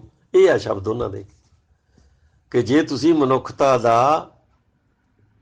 ਦੀ ਬਹਾਲੀ ਚਾਹੁੰਦੇ ਆ, ਮਨੁੱਖਤਾ ਦਾ ਮਾਣ ਸਨਮਾਨ ਚਾਹੁੰਦੇ ਆ, ਡੀਥਰੋਨ ਬ੍ਰਾਹਮਣਿਜ਼ਮ, ਬ੍ਰਾਹਮਣਵਾਦ ਨੂੰ ਗੱਦੀ ਤੋਂ ਲਾ ਦਿਓ। ਇਹ ਹੈ ਸ਼ਬਦ ਉਹਨਾਂ ਦੇ। ਲੜਾਈ ਕਿਹਦੇ ਨਾਲ ਹੈ? ਬਾਲ ਗੰਗਾਧਰ ਤਿਲਕ ਨਾਲ। ਹੁਣ ਇਹ ਬ੍ਰਾਹਮਣ ਬਨਾਮ ਸ਼ੂਦਰ ਲੜਾਈ। ਉਧਰੋਂ ਡਾਕਟਰ ਅੰਬੇਡਕਰ 10ਵੀਂ ਪਾਸ ਕਰ ਜਾਂਦੇ ਆ ਔਰ 16ਵੀਂ ਪਾਸ ਕਰ ਜਾਂਦੇ ਆ 1915 'ਚ। ਦੇਖੋ ਅਜੀਬ ਬਾਤ ਕਿ ਜੋਤੀਰਾਓ ਫੂਲੇ ਦਾ ਇਨਕਲਾਬ ਆ, ਜਿਹੜਾ ਸਾਈ ਮਿਸ਼ਨਰੀ ਜਾਂ ਗੋਰੇ ਲੋਕਾਂ ਦਾ ਇਨਕਲਾਬ ਹੈ, ਉਹਨਾਂ ਦੇ ਵਿੱਚੋਂ ਸ਼ਾਹੂ ਮਹਾਰਾਜ ਪੈਦਾ ਹੋ ਗਏ, ਜੋਤੀਰਾਓ ਫੂਲੇ ਪੈਦਾ ਹੋ ਗਏ, ਸਾਵਿਤਰੀ ਬਾਈ ਫੂਲੇ ਪੈਦਾ ਹੋ ਗਏ। ਉਹਨਾਂ ਦੇ ਵਿੱਚੋਂ ਸ਼ਾਹੂ ਮਹਾਰਾਜ, ਔਰ ਉਹਨਾਂ ਦੇ ਵਿੱਚੋਂ ਸਈਆ ਜੀ ਮਹਾਰਾਜ ਗਾਇਕਵਾੜ, ਮਹਾਰਾਜਾ ਗਾਇਕਵਾੜ, ਔਰ ਉਹਨਾਂ 'ਚੋਂ ਡਾਕਟਰ ਅੰਬੇਡਕਰ। ਹੁਣ ਸ਼ੂਦਰ ਬਨਾਮ ਬ੍ਰਾਹਮਣ ਯੁੱਧ ਚੱਲ ਰਿਹਾ। ਸ਼ੂਦਰ ਬਨਾਮ ਜਿਹੜਾ ਬ੍ਰਾਹਮਣ ਯੁੱਧ ਚੱਲ ਰਿਹਾ, ਇਹ 1919 ਤੱਕ ਲਗਾਤਾਰ ਪੂਰੇ ਜੋਹ ਤੇ ਚੱਲਦਾ ਹੈ। ਔਰ 1919 ਦੇ ਵਿੱਚ ਇੱਕ ਕਾਨੂੰਨ ਪਾਸ ਹੁੰਦਾ, ਭਾਰਤ ਦਾ ਐਕਟ, ਜਾਣੀ ਪਹਿਲਾ ਸੰਵਿਧਾਨ, ਜਿਹੜਾ 1919 ਦਾ ਇੱਕ ਐਸਾ ਸੰਵਿਧਾਨ ਹੈ ਜਿਹਦੇ 'ਚ ਪਹਿਲੀ ਵਾਰ ਭਾਰਤ ਦੀਆਂ ਦਬੀਆਂ ਕੁਚਲੀਆਂ ਜਾਤੀਆਂ ਦਾ ਕਾਨੂੰਨੀ ਤੌਰ ਤੇ ਨਾਂ ਦਰਜ ਹੋਇਆ। ਇੱਕ ਆਮ ਆਦਮੀ ਵਾਸਤੇ ਮਾਮੂਲੀ ਚੀਜ਼ ਹੈ ਇਹ ਕਿ ਕਾਨੂੰਨ ਦੇ ਵਿੱਚ ਨਾਂ ਦਰਜ ਹੋ ਗਿਆ, ਫਿਰ ਕੀ ਹੋ ਗਿਆ? ਤਾਂ ਮੇਰਾ ਖਿਆਲ ਹੈ ਇਦੋਂ ਵੱਡੀ ਬਦਦਮਾਗੀ ਕੌਣ ਕਰ ਸਕਦਾ ਕਿ ਹਜ਼ਾਰਾਂ ਸਾਲਾਂ ਬਾਅਦ ਕਿਸੇ ਜਾਤੀ ਦਾ, ਕਿਸੇ ਸਮੂਹ ਦਾ, ਕਿਸੇ ਸਮਾਜ ਦਾ ਨਾਂ ਕਾਨੂੰਨ 'ਚ ਦਰਜ ਹੋ ਗਿਆ। ਇਹਦਾ ਮਤਲਬ ਉਹਦੀ ਪਛਾਣ ਕਰ ਲਈ ਕਾਨੂੰਨ ਨੇ ਕਿ ਇਹ ਬੰਦੇ ਵੀ ਧਰਤੀ ਤੇ ਰਹਿੰਦੇ ਆ, ਇਹ ਜਾਨਵਰ ਨਹੀਂ, ਆਦਮੀ ਹੈ। ਇਹ ਹੈ ਇਹਦਾ ਅਰਥ। ਹੁਣ 1919 ਦੇ ਵਿੱਚ ਜਿਉਂ ਹੀ ਦਬੀਆਂ ਕੁਚਲੀਆਂ ਜਾਤੀਆਂ ਨੂੰ ਕਾਨੂੰਨ ਨੇ ਆਇਡੈਂਟੀਫਾਈ ਕੀਤਾ, ਪਛਾਣਿਆ, ਤਾਂ ਬਾਲ ਗੰਗਾਧਰ ਤਿਲਕ ਜਿਹੜੇ, ਉਹਨਾਂ ਦੀ ਮੌਤ ਹੋ ਗਈ 1920 ਸ਼ਾਇਦ ਮੌਤ ਹੁੰਦੀ ਉਹਨਾਂ ਦੀ। ਪਰ ਉਹਨਾਂ ਬ੍ਰਾਹਮਣਾਂ ਨੇ ਸੋਚਿਆ ਕਿ ਹੁਣ ਇਕੱਲੇ ਬ੍ਰਾਹਮਣ ਮੁਕਾਬਲਾ ਨਹੀਂ ਕਰ ਸਕਦੇ, ਇਸ ਕਰਕੇ ਉਹਨਾਂ ਨੇ ਮੋਹਨਦਾਸ ਕਰਮਚੰਦ ਗਾਂਧੀ ਨੂੰ ਇੱਕ ਨੇਤਾ ਨਹੀਂ, ਇੱਕ ਸਾਧੂ ਦੇ ਭੇਖ 'ਚ ਜਾਣੀ ਕਾਂਗਰਸ ਦਾ ਪ੍ਰਧਾਨ ਬਣਾਤਾ। ਇਹਦਾ ਮਤਲਬ ਹੈ ਕਿ ਬ੍ਰਾਹਮਣ ਜਮਾ ਵੈਸ਼ ਇੱਕ ਸੰਗਠਨ ਤਿਆਰ ਹੋ ਗਿਆ, ਜਾਣੀ ਗਿਣਤੀ ਵੱਧ ਗਈ। 1922 ਚ ਜਿਉਂ ਹੀ ਸ਼ਾਹੂ ਮਹਾਰਾਜ ਨੇ ਸ਼ੂਦਰਾਂ ਦੀ ਕਮਾਂਡ, ਜਾਣੀ ਭਾਰਤ ਦੇ ਮੂਲ ਵਾਸੀਆਂ ਦੀ ਕਮਾਂਡ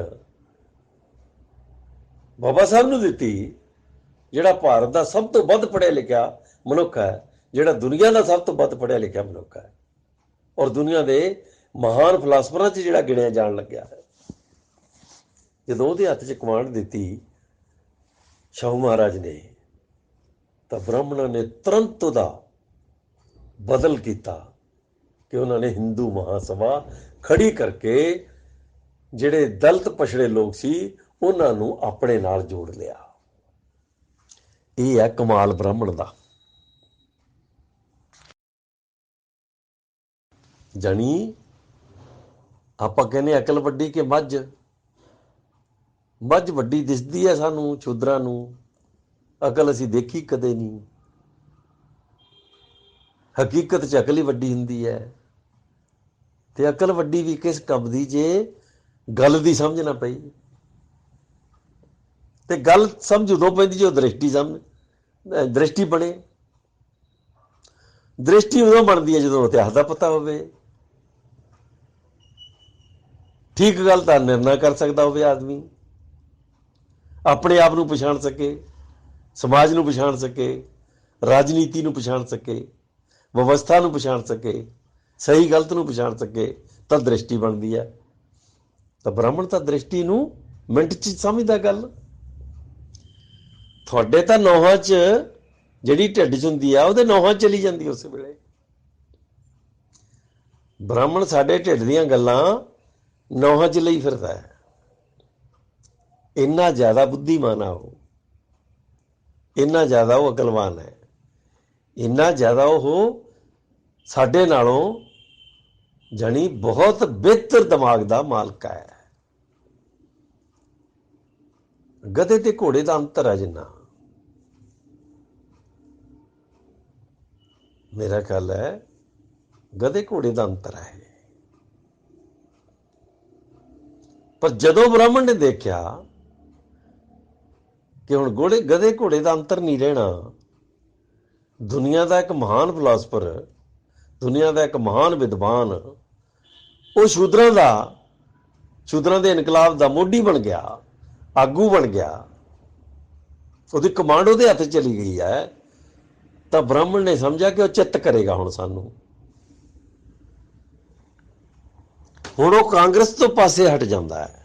ਬ੍ਰਾਹਮਣ ਕਾਂਗਰਸ ਨੂੰ ਇੱਕ ਵੱਖਰਾ ਮੋਰਚਾ ਦੇ ਦਿੰਦਾ ਹੈ, ਔਰ 1922 ਦੇ ਵਿੱਚ ਹੀ ਉਸੇ ਸਮੇਂ ਆਪਣੀ ਹਿੰਦੂ ਸਭਾ ਖੜੀ ਕਰ ਲੈਂਦਾ ਹੈ। ਹਿੰਦੂ ਮਹਾਸਭਾ ਦਾ ਮਤਲਬ ਹੈ ਕਿ ਜਿਹੜੇ ਸ਼ੂਦਰ ਅੰਬੇਡਕਰ ਨਾਲ ਚਲੇ ਜਾਣੇ ਹੈ ਉਹਨਾਂ ਨੂੰ ਘੇਰ ਕੇ ਆਪਦੇ ਵਾੜੇ 'ਚ ਲੈ ਜਾਂਦਾ ਹੈ। ਇਹ ਆ ਉਹਦੀ ਸਭ ਤੋਂ ਵੱਡੀ ਖੂਬੀ, ਕਿ ਜਿਨ੍ਹਾਂ ਨੇ ਅੰਬੇਡਕਰ ਦੀ ਤਾਕਤ ਬਣਨਾ ਸੀ ਉਹਨਾਂ ਸ਼ੂਦਰਾਂ ਨੂੰ ਘੇਰ ਕੇ ਬ੍ਰਾਹਮਣ ਆਪਣੇ ਵਾੜੇ 'ਚ ਲੈ ਗਿਆ, ਇੱਕ ਨਵਾਂ ਨਾਂ ਦੇ ਕੇ। ਹੁਣ ਉਹ ਬ੍ਰਾਹਮਣ ਦੇ ਨਾਲ ਤਾਂ ਜੁੜਨੋਂ ਰਹੇ, ਜਾਣੀ ਸ਼ੂਦਰ ਬ੍ਰਾਹਮਣ ਨਾਲ ਕਦੇ ਨਹੀਂ ਜੁੜਦੇ।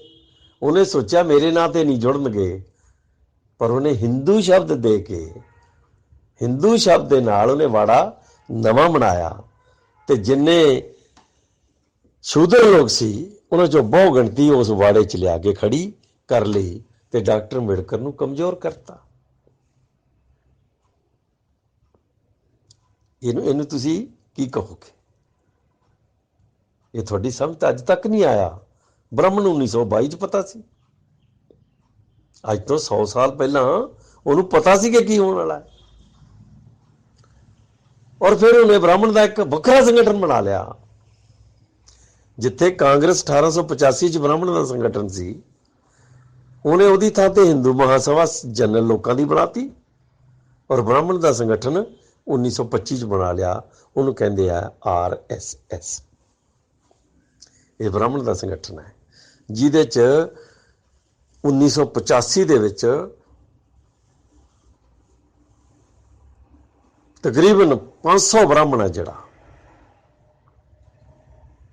500 ਉੱਚੀ ਕਿਸਮ ਦਾ ਚੋਟੀ ਦਾ ਬ੍ਰਾਹਮਣ, ਵਿਦਵਾਨ ਵੀ ਆ, ਬੁੱਧੀਮਾਨ ਵੀ ਹੈ, ਦ੍ਰਿਸ਼ਟੀਵਾਨ ਵੀ ਹੈ, ਉਹ ਬ੍ਰਾਹਮਣ ਜਿਹੜਾ ਉਸ ਸੰਗਠਨ ਦੇ ਵਿੱਚ ਸ਼ਾਮਲ ਹੋਇਆ। 1985 ਦੀ ਘਟਨਾ ਦੱਸ ਰਿਹਾ ਤੁਹਾਨੂੰ, ਜਿਹੜਾ ਭਾਰਤ ਨੂੰ ਇਹਦੀ ਹਰ ਜੜ ਤੱਕ ਸਮਝਦਾ ਸੀ ਤੇ ਇਹ ਦੇਖਦਾ ਸੀ ਕਿ ਕੌਣ ਕਿੱਧਰ ਦੀ ਉਹਨਾਂ ਨੂੰ ਢਾਹ ਲਾਉਂਦਾ ਹੈ ਔਰ ਕਿੱਧਰ ਦੀ ਉਹਨੂੰ ਨੱਪਣਾ ਹੈ। RSS ਜਿਹੜੀ ਹੈ, ਇਹਦਾ ਮਤਲਬ ਇੱਕੋ ਹੈ ਕਿ ਸ਼ੂਦਰ ਨੂੰ ਭਾਰਤ 'ਚ ਜਾਂ ਔਰਤ ਨੂੰ ਭਾਰਤ 'ਚ ਉੱਠਣ ਨਹੀਂ ਦੇਣਾ। ਅਗਰ ਉੱਠੇ ਤਾਂ ਉਹਨੂੰ ਨੱਪਣਾ ਕਿਵੇਂ ਹੈ,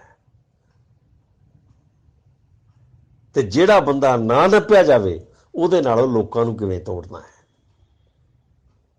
ਇਹ ਉਹਦਾ ਇੰਟੈਲੀਜੈਂਸੀਆ ਕੰਮ ਕਰਦਾ ਹੈ, ਉਹਦੇ ਮੰਦਰ ਕੰਮ ਕਰਦੇ ਆ, ਉਹਦੇ ਸਾਧ ਕੰਮ ਕਰਦੇ ਆ, ਉਹਦੇ ਪੁਜਾਰੀ ਕੰਮ ਕਰਦੇ ਆ, ਉਹਦੇ ਰਾਜਨੀਤਿਕ ਨੇਤਾ ਕੰਮ ਕਰਦੇ ਆ, ਉਹਦੀਆਂ ਫਿਲਮਾਂ ਕੰਮ ਕਰਦੀਆਂ, ਉਹਨਾਂ ਦੇ ਸੀਰੀਅਲ ਸਾਸ ਬਹੂ ਔਰ ਇਹ ਜਿਹੜੀ ਸਾਸ ਵੀ ਕਭੀ ਬਹੂ ਥੀ, ਇਹ ਸਭ ਸੀਰੀਅਲ ਜਿਹੜੇ ਆ ਇਹ ਬੁੱਧੀ ਨੂੰ ਪਕੜਨ ਵਾਸਤੇ ਆ। ਰਾਮਾਇਣ, ਮਹਾਭਾਰਤ, ਚਾਣਕਿਆ, ਜੈ ਹਨੂਮਾਨ, ਓਮ ਨਮੋ ਸ਼ਿਵਾ, ਇਹ ਸਾਡੀ ਸ਼ੂਦਰਾਂ ਦੀ ਬੁੱਧੀ ਨੂੰ ਜੂੜਿਓਂ ਫੜ ਕੇ, ਗਲਮਿਓਂ ਫੜ ਕੇ ਆਪਣੇ ਬਾੜੇ ਚ ਲਿਜਾਣ ਵਾਸਤੇ ਆ। ਤੇ ਬ੍ਰਾਹਮਣ ਨੂੰ ਇਹ ਪਤਾ ਸੀ ਕਿ ਇਨਕਲਾਬ ਦਾ ਕੋਈ ਵੀ ਰਸਤਾ ਡਾਕਟਰ ਅੰਬੇਡਕਰ ਅਖਤਿਆਰ ਕਰ ਸਕਦਾ ਹੈ। ਉਹਦੀ ਯੋਗਤਾ ਨੂੰ ਉਹਨਾਂ ਨੇ ਸਮਝ ਲਿਆ ਸੀ ਕਿ ਇਹਨੂੰ ਪੈਦਾ ਕਰਨ ਵਾਲਾ ਜੋਤੀ ਰਾਓ ਫੁੱਲੇ, ਇਹਨੂੰ ਪੈਦਾ ਕਰਨ ਵਾਲੀ ਸਵਿਤਰੀ ਬਾਈ ਫੁੱਲੇ, ਇਹਨੂੰ ਪੈਦਾ ਕਰਨ ਵਾਲਾ ਸ਼ਾਹੂ ਮਹਾਰਾਜ, ਇਹਨੂੰ ਪੈਦਾ ਕਰਨ ਵਾਲਾ ਸਈਆ ਜੀ ਰਾਓ ਗਾਇਕਵਾੜ, ਔਰ ਇਹ ਆਦਮੀ ਕਿਸੇ ਵੇਲੇ ਵੀ ਭਾਰਤ ਨੂੰ ਇਨਕਲਾਬ ਦੇ ਕਿਸੇ ਵੀ ਰਸਤੇ ਤੇ ਲਿਜਾ ਸਕਦਾ ਹੈ, ਚਾਹੇ ਉਹ ਡਾਂਗ ਨਾਲ ਚਲਾਵੇ, ਚਾਹੇ ਉਹ ਤਲਵਾਰ ਨਾਲ ਚਲਾਵੇ, ਚਾਹੇ ਉਹ ਵਿਚਾਰ ਨਾਲ ਚਲਾਵੇ। ਜਿਹੜਾ ਰਸਤਾ ਇਹਦੇ ਸੂਤ ਆ ਗਿਆ, ਇਹਨੇ ਇਨਕਲਾਬ ਉਧਰ ਨੂੰ ਕਰ ਦੇਣਾ ਹੈ। RSS ਨਾਲ ਘੇਰਾ ਪਾਇਆ, ਹਿੰਦੂ ਮਹਾਸਭਾ ਨਾਲ ਘੇਰਾ ਪਾਇਆ, ਤੇ ਫਿਰ CPI ਖੜੀ ਕੀਤੀ, ਜਿਹਦੇ 7 ਮੈਂਬਰ ਸੀ, 5 ਬ੍ਰਾਹਮਣ ਤੇ 2 ਮੁਸਲਮਾਨ।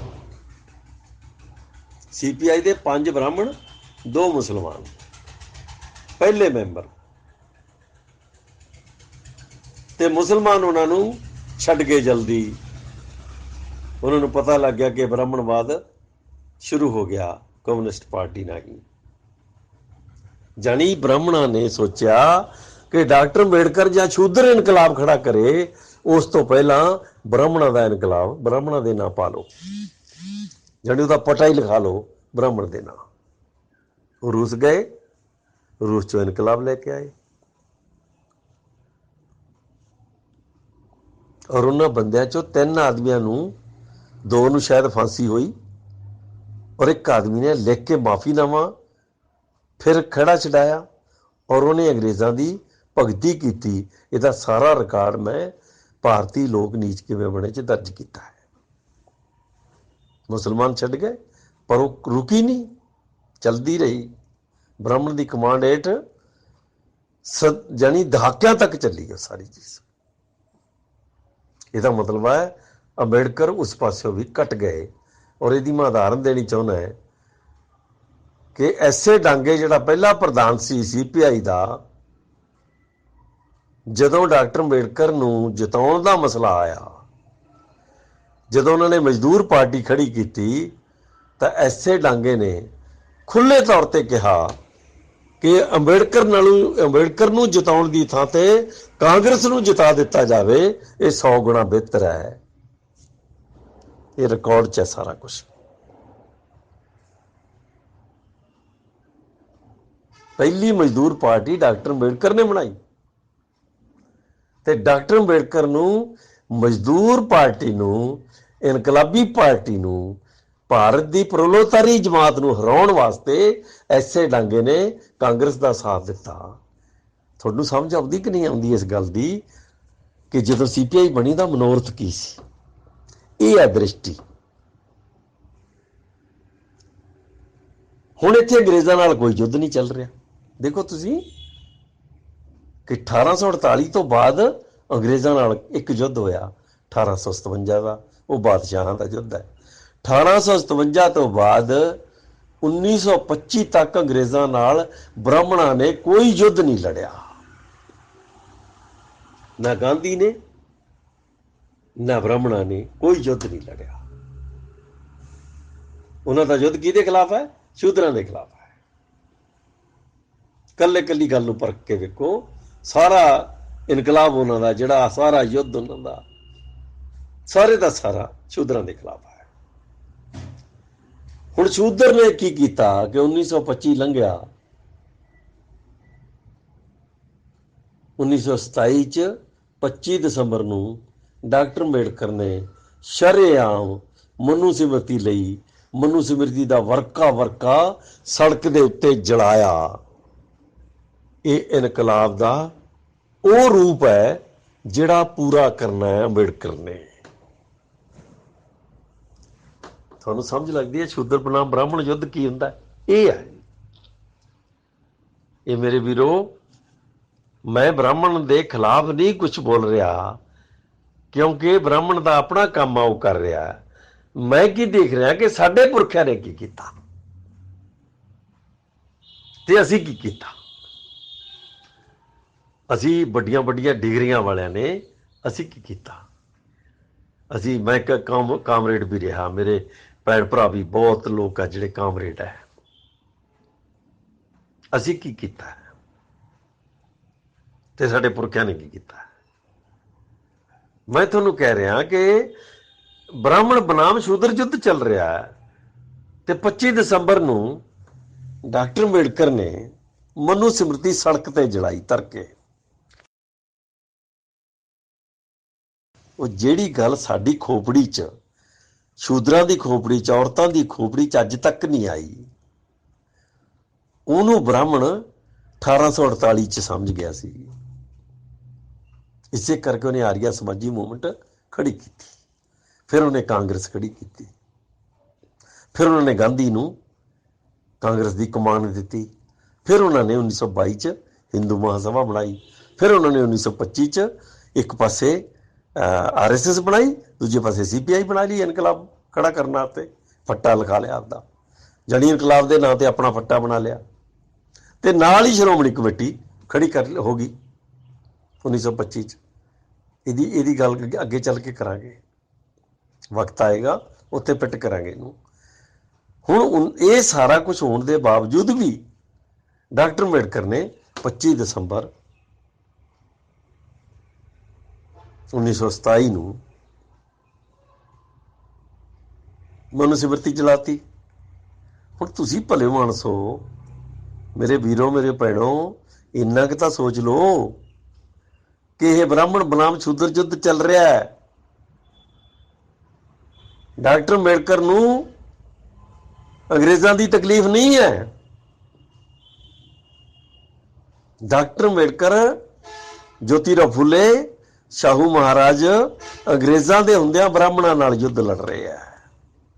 ਇਹ ਗੱਲ 1848 'ਚ ਜੋਤੀਰਾਓ ਫੂਲੇ ਨੇ ਸਮਝਾਤੀ ਸੀ ਕਿ ਤੁਹਾਡਾ ਸਮਾਂ ਹੈ ਹੁਣ ਕਿ ਤੁਸੀਂ ਬ੍ਰਾਹਮਣ ਤੋਂ ਮੁਕਤ ਹੋ ਜਾਓ। ਜੋਤੀਰਾਓ ਫੂਲੇ ਦੇ ਜਾਣ ਤੋਂ ਬਾਅਦ ਲਗਭਗ 70 ਸਾਲ ਬਾਅਦ ਬਾਬਾ ਸਾਹਿਬ ਨੇ ਮਨੂ ਸਿਮਰਤੀ ਜਲਾਤੀ। ਹੁਣ ਜਦੋਂ ਮਨੂ ਸਿਮਰਤੀ ਜਲਾਈ ਹੈ ਤਾਂ ਤਕਲੀਫ ਤਾਂ ਅੰਗਰੇਜ਼ਾਂ ਨੇ ਆਪਣਿਆਂ ਨੂੰ, ਬ੍ਰਾਹਮਣ ਨੂੰ ਹੋਈ ਹੈ ਨਾ। ਅੰਗਰੇਜ਼ਾਂ ਨੂੰ ਤਾਂ ਕੋਈ ਤਕਲੀਫ ਨਹੀਂ। ਅੰਗਰੇਜ਼ਾਂ ਨੇ ਕੋਈ ਕਾਨੂੰਨ ਲਾਗੂ ਨਹੀਂ ਕੀਤਾ। ਅੰਗਰੇਜ਼ਾਂ ਨੇ ਨਹੀਂ ਕਿਹਾ ਕਿ ਕਿਉਂ ਜਲਾਈ ਹੈ, ਬ੍ਰਾਹਮਣ ਨੇ ਕਿਹਾ ਕਿ ਕਿਉਂ ਜਲਾਈ ਹੈ। ਕਿਉਂ? ਕਿਉਂਕਿ ਯੁੱਧ ਹੀ ਉਹਦੇ ਨਾਲ ਚੱਲ ਰਿਹਾ ਹੈ। ਹੁਣ ਉਦੋਂ ਤੱਕ ਬ੍ਰਾਹਮਣ ਦਾ ਯੁੱਧ, ਜਿਹੜਾ ਹਿੰਦੂ ਮਹਾਸਭਾ ਦਾ ਯੁੱਧ ਹੈ, ਜਿਹੜਾ RSS ਦਾ ਯੁੱਧ ਹੈ, ਜਿਹੜਾ CPI ਦਾ ਯੁੱਧ ਹੈ, ਉਹ ਅੰਗਰੇਜ਼ਾਂ ਵਿਰੁੱਧ ਨਹੀਂ ਹੈ, ਸ਼ੂਦਰਾਂ ਵਿਰੁੱਧ ਹੈ।